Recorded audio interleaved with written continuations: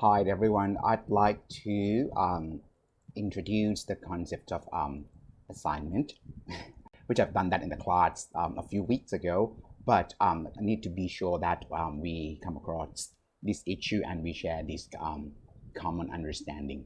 Okay, so in these talks, which is individual assignment, okay, um, individual business plan, okay. Wording, it's mentioned to you that we follow the format of the international business plan standard, such as the HSBC business plan competition or the Cambridge startup business format. Approximately, we say the length should be 3 to 5 pages. So I say in words, in a range of 1,500 to 2,000 words. Okay, what should be in this section? Well, to be quite common for all of us, we embark on this journey on business plan and planning, right? We think of the process, so we have to transfer the process into word. The first part, which is business idea, right? I call this section as business description and business environment analysis. Okay, so pretty much you have to conduct generic macro and business environment and factors, right? So you have to tell us pretty much what it is, what your business is, what it's all about, and what you want to achieve as a startup or a family business or an SME, okay?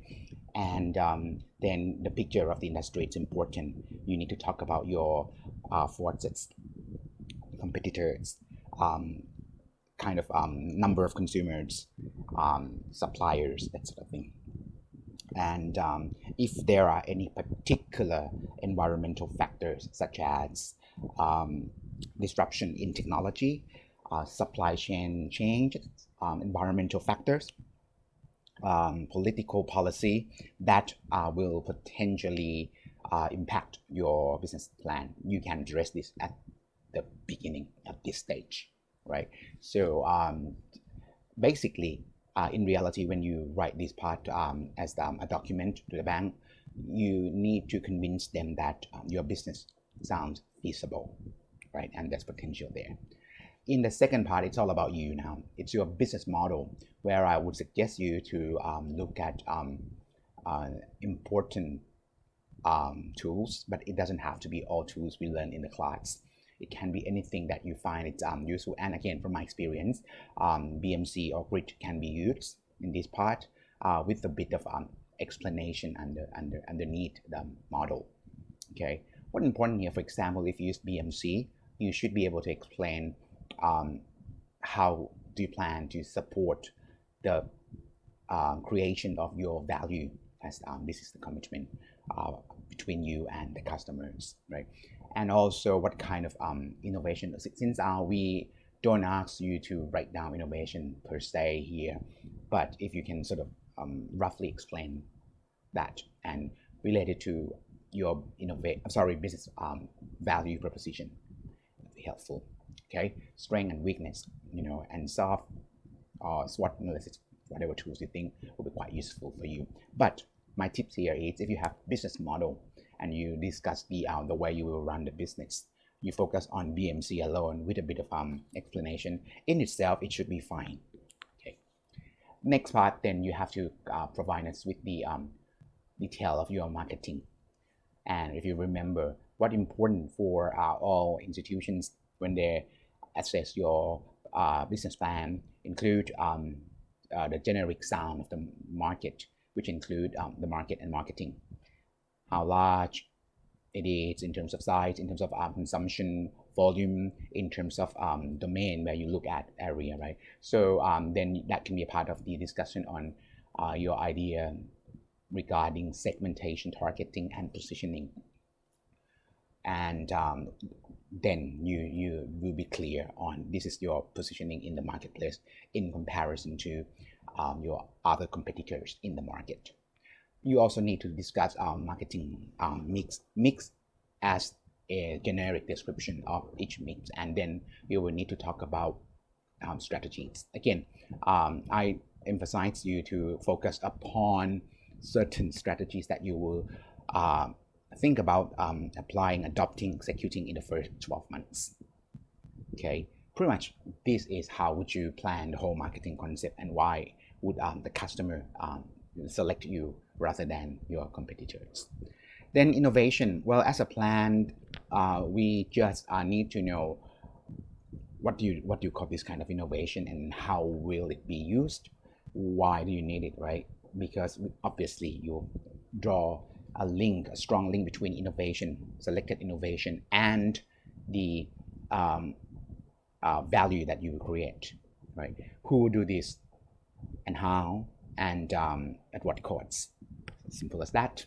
Management and operation. Under this section, mentioned to you that it's important to think about the kind of organization that you are going to create, and there are pros and cons of different forms of organization. At least the establishment of firms and legal issues should be a part of your consideration.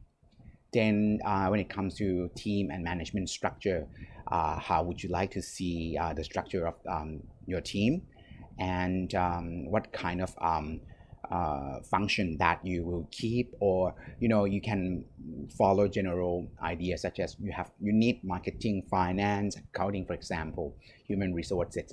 But I always like to see even under the traditional department that you refer to future skills, or something that will be very important for your value, value that you will provide to your customer, right?